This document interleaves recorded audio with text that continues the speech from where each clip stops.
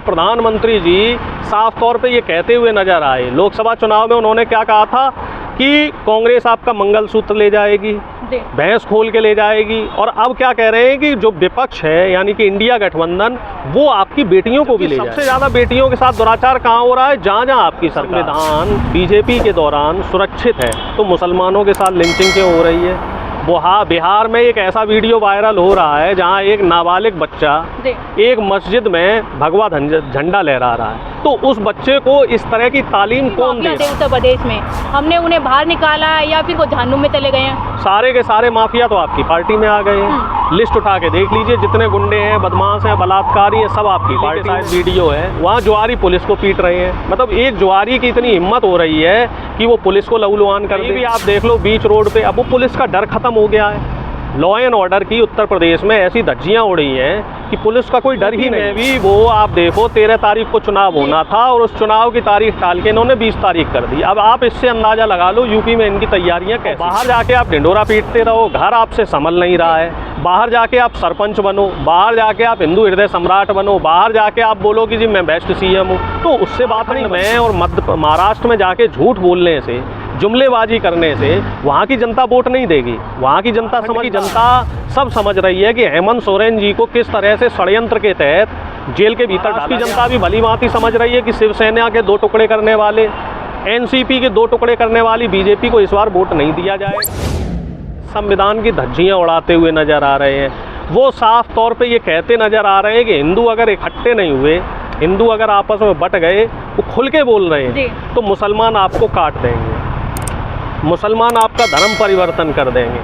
और यहाँ तक कि प्रधानमंत्री जी, कल प्रधानमंत्री जी का आप लोगों ने भाषण सुना होगा। प्रधानमंत्री जी साफ तौर पे ये कहते हुए नजर आए लोकसभा चुनाव में। उन्होंने क्या कहा था कि कांग्रेस आपका मंगलसूत्र ले जाएगी, भैंस खोल के ले जाएगी। और अब क्या कह रहे हैं कि जो विपक्ष है यानी कि इंडिया गठबंधन वो आपकी बेटियों को भी ले जाएगा। जबकि सबसे ज़्यादा बेटियों के साथ दुराचार कहाँ हो रहा है? जहाँ जहाँ आपकी सरकार है।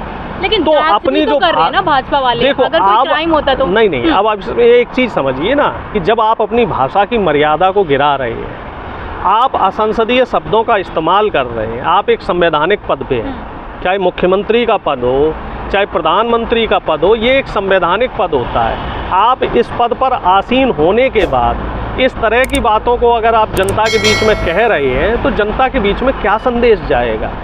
आप फिर संविधान की रक्षा कहाँ कर रहे हैं? आप तो सिर्फ अपनी कुर्सी बचाने की रक्षा कर रहे हैं। सिर्फ कुर्सी बचाने के लिए आप देश की जनता को आपस में लड़ा रहे हैं। और इसी तरह के हालात आप कह ही रही थी, कनाडा में भी ऐसे ही हालात है। वहाँ खालिस्तानी और हिंदुओं के बीच में द्वंद्व हो रहा है। इसी तरीके से अमेरिका चुनाव में भी चल रहा है। अब देश ही नहीं, मुझे लग रहा है दुनिया के तमाम देश इस कट्टरपंथ की आग में लोगों ने अपने आप को झोंक दिया है।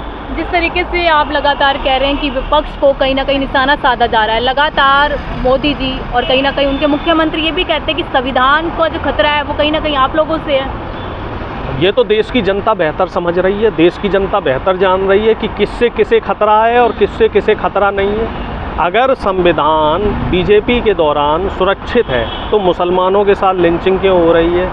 बिहार में एक ऐसा वीडियो वायरल हो रहा है जहां एक नाबालिग बच्चा एक मस्जिद में भगवा झंडा लहरा रहा है। तो उस बच्चे को इस तरह की तालीम कौन दे रहा है? इस तरह का गलत रास्ते पे ले जाने वाला जो रास्ता है ये आखिर इन्हें कौन दिखा रहा है? और ऐसी कोई एक घटना तो नहीं है। उत्तर प्रदेश में आए दिन ऐसी घटनाएं होती हैं। अभी बहराइच में हमने देखा कि पूरा बहराइच जल गया था और एक बच्चे को मुसलमान समुदाय के लोगों ने मार दिया था। और वहाँ हिंदू मुस्लिम का झगड़ा, जो दंगे फसाद है, वो बीजेपी के लोगों ने ही करवाए थे। तो और आए दिन योगी आदित्यनाथ ये कहते हैं कि जो मेरी कानून व्यवस्था है उत्तर प्रदेश में वो कहीं ना कहीं कड़ी है। और जो भी कानून व्यवस्था अगर कड़ी है तो सबसे ज़्यादा अपराध उत्तर प्रदेश में क्यों हो रहे हैं? हमारा तो आपके चैनल के माध्यम से सीधा सीधा सवाल है। कानून व्यवस्था कड़ी होती तो सबसे ज्यादा क्राइम उत्तर प्रदेश में नहीं होते। और आज भी उत्तर प्रदेश क्राइम प्रदेश नजर आ रहे हैं कि जितने भी माफिया थे उत्तर प्रदेश में हमने उन्हें बाहर निकाला है या फिर वो जहन्नुम में चले गए हैं। सारे के सारे माफिया तो आपकी पार्टी में आ गए हैं। लिस्ट उठा के देख लीजिए, जितने गुंडे हैं, बदमाश हैं, बलात्कारी हैं, सब आपकी पार्टी में है। या तो आपकी पार्टी में या फिर वो खुलेआम गुंडागर्दी कर रहे हैं। आप देखो दिवाली के दिन के वीडियो वायरल हुए हैं, बरेली के शायद वीडियो है, वहाँ जुआरी पुलिस को पीट रहे हैं। मतलब एक जुआरी की इतनी हिम्मत हो रही है कि वो पुलिस को लहूलुहान कर दे। कहीं भी आप देख लो बीच रोड पे, अब वो पुलिस का डर ख़त्म हो गया है।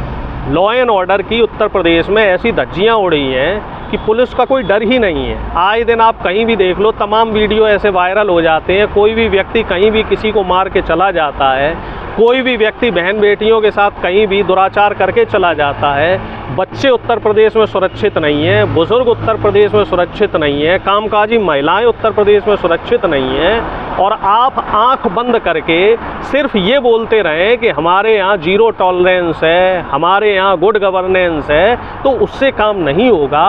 आपको ज़मीन पे आकर, धरातल पे आकर हकीकत भी देखनी पड़ेगी कि आपके यहाँ हालात क्या हैं, हालात कैसे हालात हैं और क्या हकीकत क्या है और आप क्या कहना चाह रहे हैं। तो योगी जी, हमें ऐसा लग रहा है कि कहीं ना कहीं जो मोदी जी से और अमित शाह जी से जो उनका झगड़ा है, उस झगड़े के चलते वो अपना मानसिक संतुलन खो बैठे हैं। सारा ध्यान उनका सिर्फ केंद्र सरकार को नीचा दिखाने में लगाया हुआ है। वो प्रदेश प्रशासन पे ध्यान नहीं दे रहे हैं, युवाओं की नौकरियों पे ध्यान नहीं दे रहे हैं। अभी फसल का समय चल रहा है और किसानों को खाद नहीं मिल रही है। सुबह से लेकर शाम तक किसान खाद के इंतज़ार में बैठा रहता है।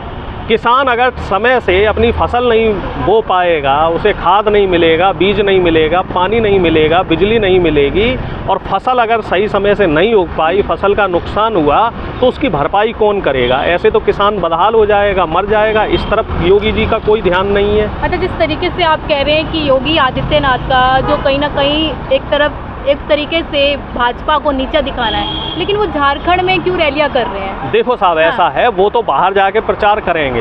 यूपी में वो रैलियां नहीं कर रहे। यूपी में भी उपचुनाव है, 9 सीटों पे महत्वपूर्ण 9 सीटों पे उपचुनाव है। ना कहीं ना कहीं यूपी में भी वो आप देखो 13 तारीख को चुनाव होना था और उस चुनाव की तारीख टाल के इन्होंने 20 तारीख कर दी। अब आप इससे अंदाज़ा लगा लो यूपी में इनकी तैयारियाँ कैसी हैं।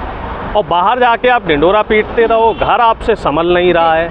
बाहर जाके आप सरपंच बनो, बाहर जाके आप हिंदू हृदय सम्राट बनो, बाहर जाके आप बोलो कि जी मैं बेस्ट सीएम हूँ, तो उससे बात नहीं बनती। यूपी की जनता आपसे सवाल कर रही है और आपके होर्डिंग पोस्टर हरियाणा में लगे, आपके होर्डिंग पोस्टर महाराष्ट्र में लगे, झारखंड में लगे, तो वो चीज़ें बेमानी हैं। आप पहले उत्तर प्रदेश को संभालिए, उत्तर प्रदेश की जनता की बेहतरी के लिए काम कीजिए। झारखंड में और महाराष्ट्र में जाके झूठ बोलने से, जुमलेबाजी करने से वहाँ की जनता वोट नहीं देगी। वहाँ की जनता समझदार है। झारखंड की जनता सब समझ रही है कि हेमंत सोरेन जी को किस तरह से षड्यंत्र के तहत जेल के भीतर डाला गया था। केस साबित नहीं हुए तो उनको बाहर निकालना पड़ा, मजबूरी।